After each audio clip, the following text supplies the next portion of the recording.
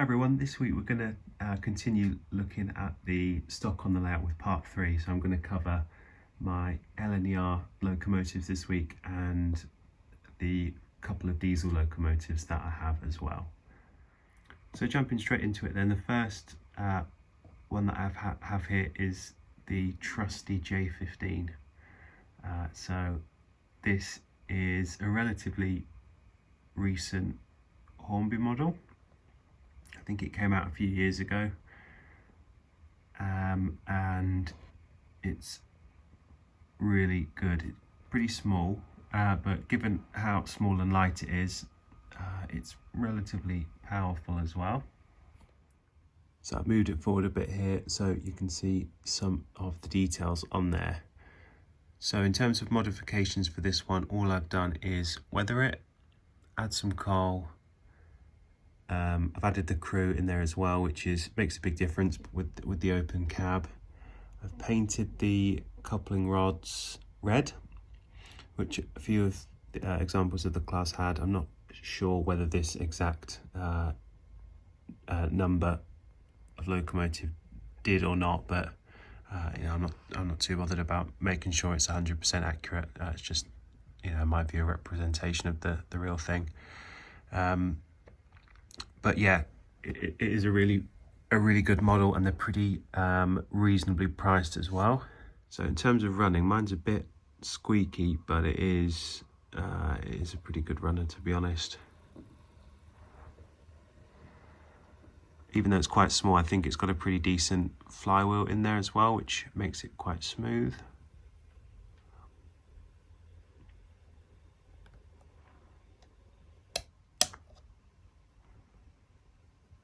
Yeah, I definitely recommend one of these. They are, for the price, they are really quite good.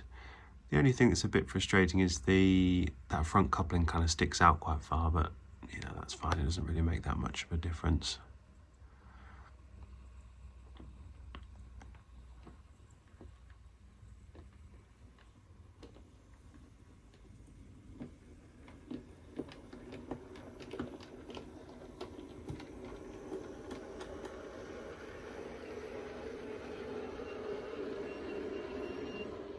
Okay, next up we've got the mighty V2. So this is the older version. Bachmann have a new retooled version of this coming out, well, imminently, I think. I was hoping it might come before Christmas, but that's not the case. But the old one isn't too bad, to be honest. So this version that I've got has the new chassis, so they kind of put the old body on the newer chassis and released that. Previously it had the split chassis, I think. So yeah, it's a good one, to be honest. So in terms of modifications to this, I've cut off the moulded smoke box door dart as usual, and I've added a replacement one there that you can see. I've got a couple of lamps on the front. Again, I don't glue those on. They're the Model U ones, so they just like slot over the lamp brackets, and you can just switch them around and change them pretty easily. In terms of other modifications, I'll just move it forward a bit. I've just added a crew. I think I've added some cab doors on there as well, got the coal in the tender, and then replaced the couplings as well. So that is about it for this, and I've weathered it. So in terms of running, it's quite good, I think. It's quite smooth and consistent. Occasionally it can hesitate over points because it's not got the tender pickups, but if you wanted to, you could always fit them. And the new one is not going to have that problem. So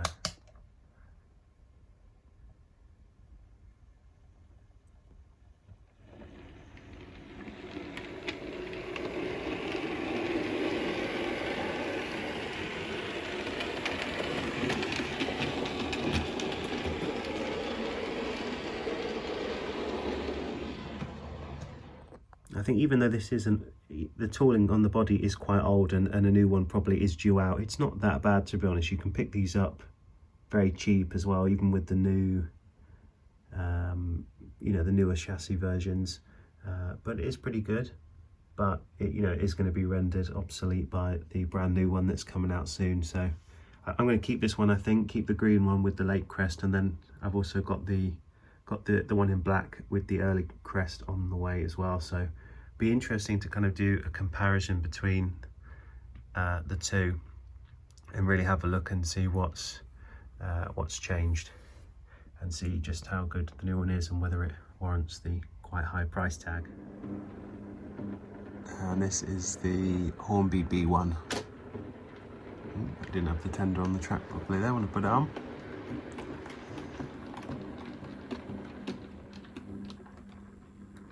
So I think this might be one of Hornby's best models. It just looks great. It just looks the part. Mine's one of my best runners as well, although it is quite noisy, but that doesn't affect the performance in any way, I don't think.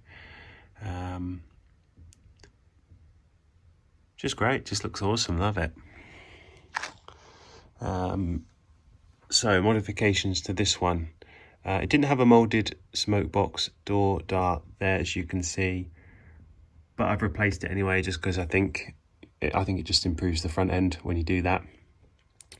As usual, I've replaced the coupling. I've got a lamp on there on the bracket, and for this one I did have it quite heavily weathered, but it just looked too monotone. It didn't look very good, so I just got the old T-cut out and I've just polished the boiler and cylinders there, so you can kind of see it's got a bit of a shine to it, which I think looks way better. Then I've got the kind of smoke box kept quite matte, and then the buffer being quite clean as well.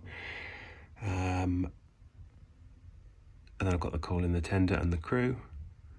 I think that's about it for that one. You can see that I've kind of damaged the window there, but that's my fault for being clumsy with it.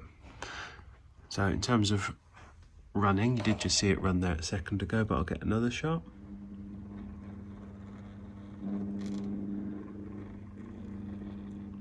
Bit of wheel slip there as well.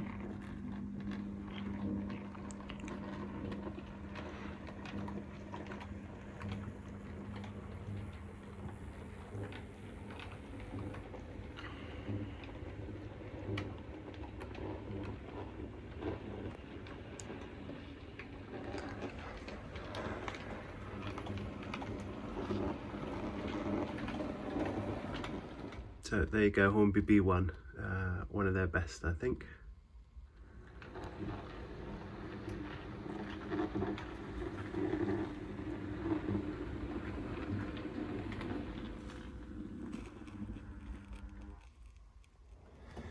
Right, next up is another Hornby locomotive, which is probably as good as the B1 and is quite similar. And it is the LNER K1 this time.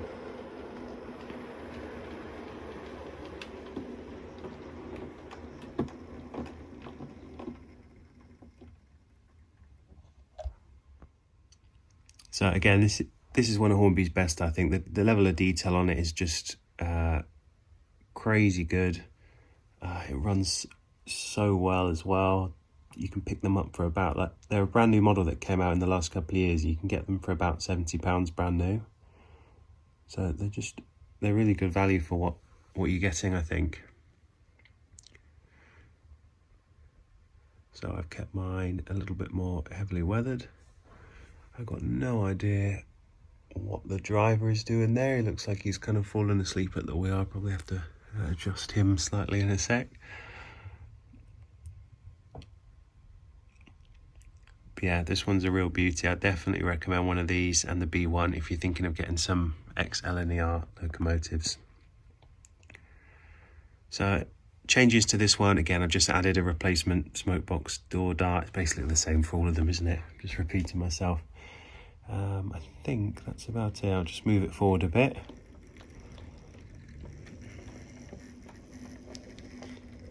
Yeah, then I've added the crew, which needs some adjustment, and then the couplings, that's it. Then the coal. And that's about it for the K1. Really, really good.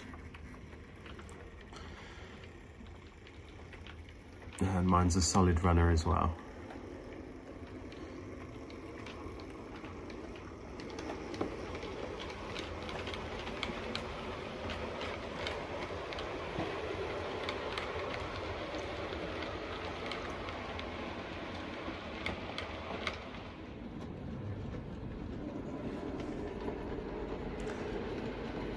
Next up is the LNER Q6.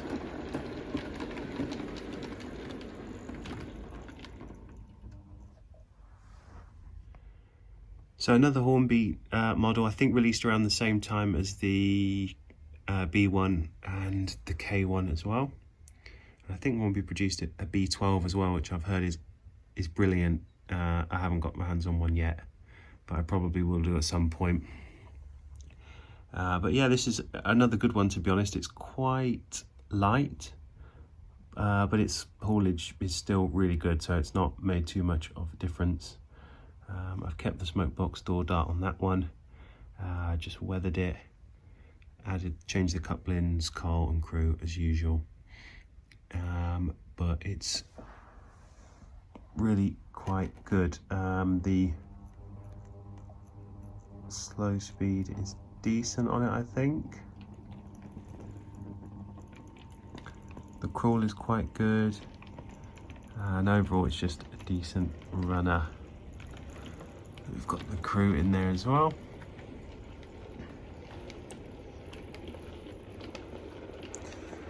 Something about these, they're quite ugly, but in an interesting sort of way. So yeah, it's a nice one to have.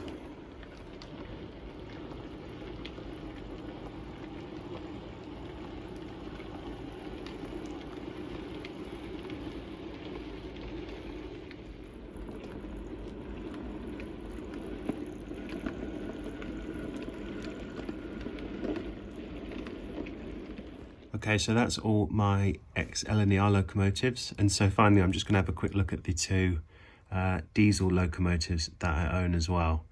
So this first one is the Heljan, or Heljan, I'm not sure how you pronounce it, Class 27. Been out a few years, this one. I think they've produced quite a few variations of it, but it's a decent model. I like it. It's very smooth, it runs well. Looks nice, so yeah, good one. Other than switch the couplings, I've not done anything to this. It does have lighting in the cab, I think, but because I run my layout on analog, you have to turn it up quite a lot to be able to notice that, so it's not really something you can see. But it's a nice runner. So all I've done is weather that one.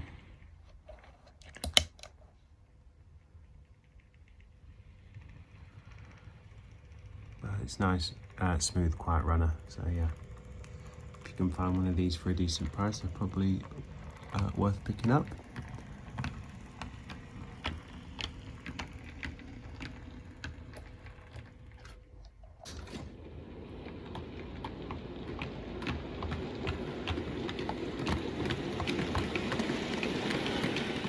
And then lastly, we've got this beast here, this Class 40. So this is Bachmann, made by Bachmann, and it's really good. I haven't had it that long, but I'm really impressed with it. It weighs a ton, it can haul ridiculously long trains. It's got the lights in the cab, which still work quite well on analog, I think, and the directional lighting, and the head code box lights up as well. I think I've got that turned off at the minute though. Yeah, really nice, I like it. The only downside to this, I think, is I think the gap's maybe a bit too big between the body and the chassis there, but you know, it's just one of those things. You kind of need to keep that for it to get around curves at this scale, I think. So it is what it is. It's not that noticeable, I don't think. Takes a bit of power to kind of get moving. I think that's because it's so heavy. So I'm turning it up at the minute, but it's not really budging. And then it will suddenly kind of suddenly kind of take off like that, and then you can kind of slow it down once it's got a little bit of momentum.